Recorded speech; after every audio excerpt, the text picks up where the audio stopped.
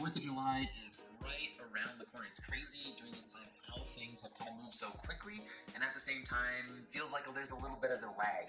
But with the 4th of July comes a lot of fireworks, a lot of noise, and if you're concerned about your dog getting freaked out or having anxiety around those live fireworks, then this is the video for you. Hey, if this is the first time we're meeting, I'm Dr. Emerald with Working Canine Club, and my mission is to help individuals train their own therapy or assistance dog through tools and tips such as these online videos. So if you're interested in seeing more videos, make sure to hit the subscribe and notification bell to keep up to date with all of the new content that we release. So in this video, we're going to be talking about how to decrease the anxiety around noise. And since 4th of July is coming up, we're going to focus mainly on fireworks. The beautiful thing about working with anxiety around fireworks is that it translates really easily to working with anxiety with other sudden noises. If you were training an assistance dog or therapy dog, there's a high likelihood that at some point during your day or even just time with your dog, there's going to be a loud something that you're not expecting, something that your dog is not expecting, and you want them to be calm and ready for it. And so that's what this video is going to be about. And the first thing that I want to let each and every one of you know is that, hey, it is okay if your dog gets startled by loud noises. The key, though, is that you want them to have a fast recovery, right? We all get scared at some point with the sudden or loud, unexpected noise, but it's how we react to that noise that's important. Now, it's very different when I say that it's okay for your dog to get scared. We don't want them bolting to the end of the leash, right? But it's okay if they kind of like jump, they get a little bit startled. What we would like to see though is that they transition back to being focused on you and regaining their composure as quickly as possible. Now, you can't really ever teach your dog to not be scared of all noises. Maybe there's some dogs that are just have that trait, but what we can train is how quickly they recover from those noises. So that's what we're going to go through today. So in tip number 1, we are going to start playing with our dogs with noise going on in the background. And that's going to start to shift this kind of idea in your dog's head, that the noise is something to be scared of. Instead, what we're going to shift that to is being fun, making it energetic for our dogs. So what we can do when there's a sudden noise, and we can practice this at home, we can suddenly create a game of fetch or doing some commands, anything that gets your dog unfocused from what just happened with the noise and refocus back onto you.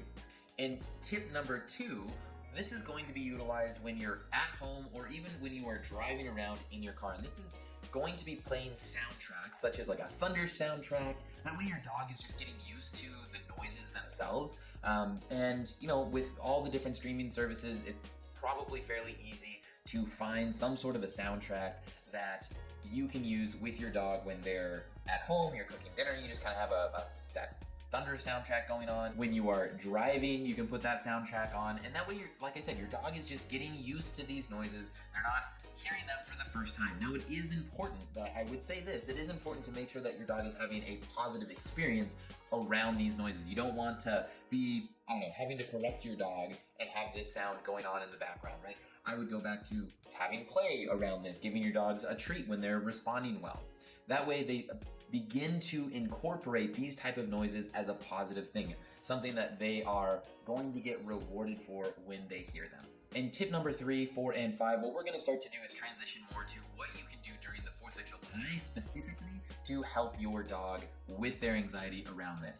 And the third tip is going to be keep your dog at home. It's summertime, I get it, it's nice out, there's usually barbecues, there's a lot going on. At minimum, keep your dog in a kennel inside, right? So if you're at a relative's house and you're having a barbecue, just bring a kennel, ask if you can have that kennel inside so your dog is away from the noise. Once it starts to get dusk and you're noticing that more and more people are lighting off those fireworks. The reason we don't want to take our dog out into public or to any sort of big event or just outside is that if your dog begins to get really anxious around the noise, you have very little that you can do to work with them. And at minimum, you're gonna have to work with your dog, you're gonna be focused on them, and you're not gonna be able to enjoy what it is that you went to see, which are the fireworks, right? So we wanna be aware that if you're not gonna be able to have 100% focus with your dog and work through them in something that they're struggling with, it's better to just not get into that situation, because what will probably happen is that your dog will get really anxious, you'll get distracted, you'll want to be socializing or enjoying the view, so then you get angry, not angry, but just frustrated with your dog, and then it just kind of spirals. And your dog isn't really getting the benefit of your attention that they probably need during that time. So the easier thing is just to keep them inside, keep them home, and that will just lower things, lower the anxiety for your dog. Because the last thing you want is for your dog to totally freak out, have just this panic attack, and then you have all of this work then that you're trying to correct this deep, deep ingrained anxiety from that experience. So keep them home during the 4th of July evening.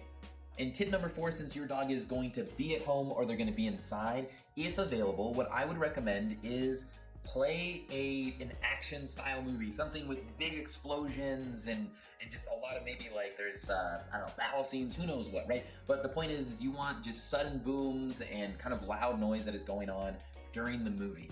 The reason that you want this is because when the fireworks are going off outside, your dog will have a little bit harder time differentiating, is that a movie or is that going on outside? More than likely, they'll just assume that it's part of the movie, and that will lower the anxiety level for your dog during the evening. And this is one that I use often.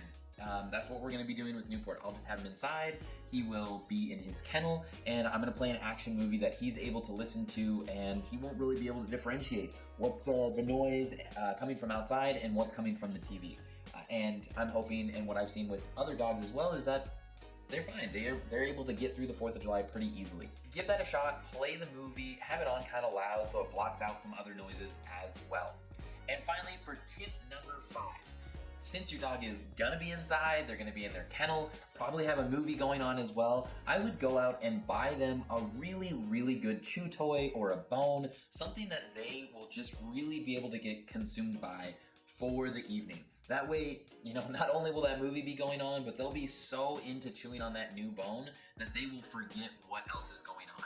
And this will continue to lower that anxiety for your dog. They'll be able to have something to do rather than, you know, honestly just lay in their kennel having to listen to all this stuff. Your dog will have something to actively keep them occupied during the evening. So with those tips, I would start working on them starting today, leading up to the 4th of July. That way, your dog is already having some time to get used to these sudden noises. I would every once in a while, from a distance in the beginning, here's an extra little one that you can do, bang some pots, bang some cupboards away from your dog, so that way that they're starting to hear some of those sudden noises.